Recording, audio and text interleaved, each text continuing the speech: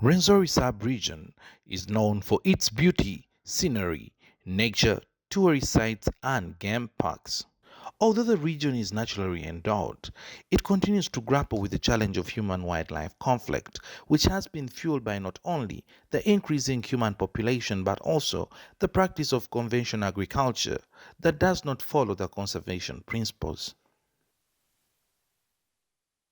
In the month of August this year, tragedy struck Rwenzori Sub-region when a herd of elephants raided a farm in Kasese district and killed a farmer who was trying to guard his farm from the wild animals.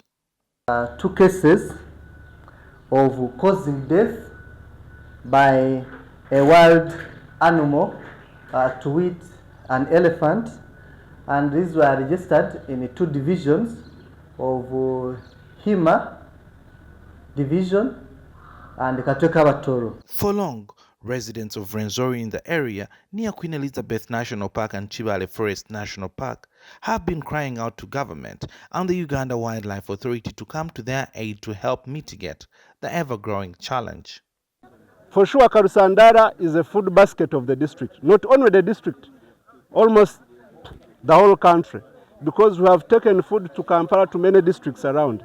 But it's really disheartening to see that every day, almost every year, we lose a friend due to elephants. So I'm calling the government to intervene. Despite the problem, experts say this can be addressed if farmers living in areas near game parks decide to practice agroecology. Animals that live closer to us, we must provide an environment where they live in their environment, but also us as people producing food, we are still able to produce. How do we do this? We encourage farmers not to cut environments. For example, these living closer to the park, we tell them that please, it is very important to fence off your land, but also it is very important to protect the ecosystem where these animals live. 25 kilometers west of Fort Portal City in Chamahuli village, Chakaigo Parish in Harugongo Sub-County in Kabarole District. Farmers like 65-year-old Muhammad Kasaija, who has been practicing agroecology, do not face challenges of human-wildlife conflict. The husband of two has over 20 dependents and practices agroecology on his 3 acres of land. The last 5 years of practicing agroecology have also seen him shift from his grass-thatched house to a brick house. He grows fruits such as mangoes, avocado, jackfruit, papaya, pineapples, and guavas alongside vegetables such as cabbage, onions, carrots, tomatoes, eggplant, and spinach. He also grows vital foods such as bananas, cassava, and sweet potatoes. According to Kasaija, growing such crops has helped him to save a buck, which he spares for other family demands such as school fees. Agroecology system hiyo neyamba omulimi okutaturukya muno sente hamebazi. Agroecology system teaches us farmers to avoid spending money on chemicals and pesticides which we can then use at home.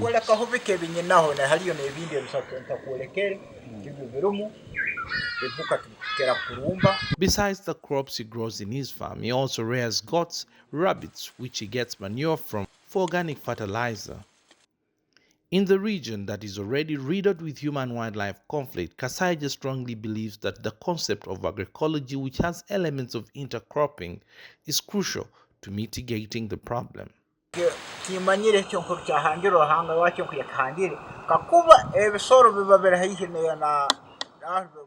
Agroecology also teaches us to plant crops which do not attract some of these wild animals.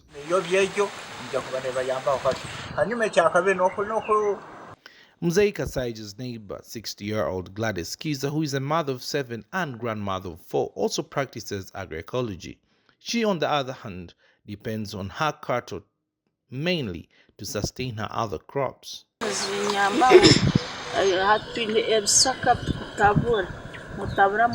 We also use the cattle to give us urine, which we mix with the dung to create organic manure.